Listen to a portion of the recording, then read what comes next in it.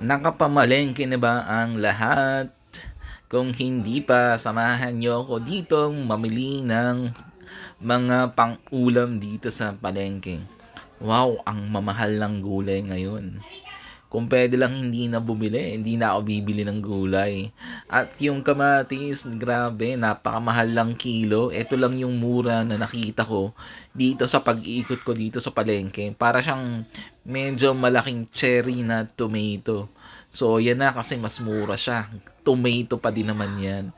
Ganun pa din naman ang lasa. Kamatis pa din.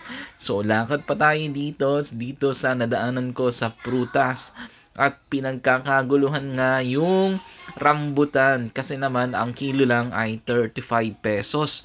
At ito namang lansones ay 150 pesos ang kilo. Bumili ako niyan, matamis naman. Pero yung kanina, yung mangustin, grabe, 140 ang kilo. Pero mura na yun. So, hindi ako bumili kasi kulang na yung budget natin. Kailangan mapagkasya natin yung budget natin para mabili natin lahat ng ulam ng pang isang taon. Pang isang taon na, grabe. Kailangan ma-budget natin, maigi yung ating pera na ipambibili dito. So, hanap-hanap pa tayo, ikot ng murang mga paninda. At nandito na nga tayo, nag-stop over tayo dito sa tindahan ng sibuyas.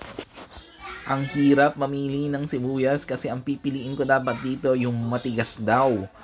Alam nyo ba kung bakit? Kasi hindi ka agad mabubulok yun kasi matigas yung sibuyas.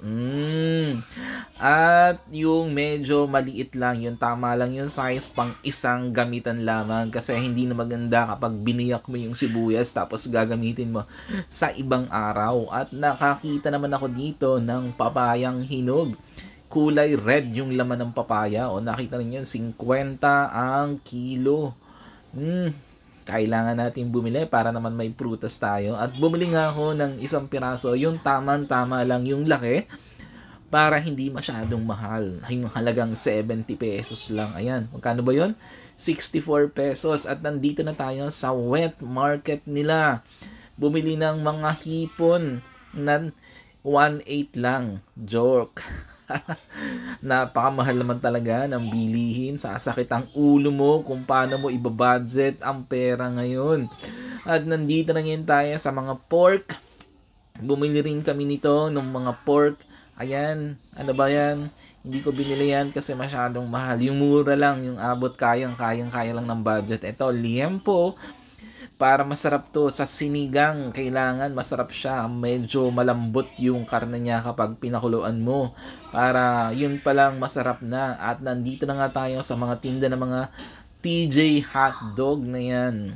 Bumili rin ako ng kaunti para pang almusal. Kung mabilisang luto, kailangan yan.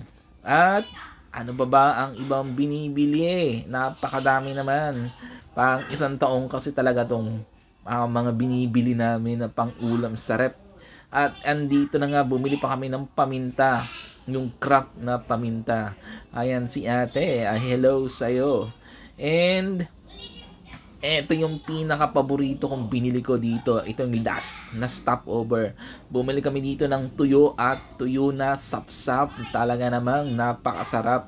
Sa halagang 30 pesos lang, may isang balot na akong tuyo at isang balot na tuyo na sapsap. Perfecto sa almusal. Papartneran mo lang ng kamatis. Kaya isawsaw mo sa suka.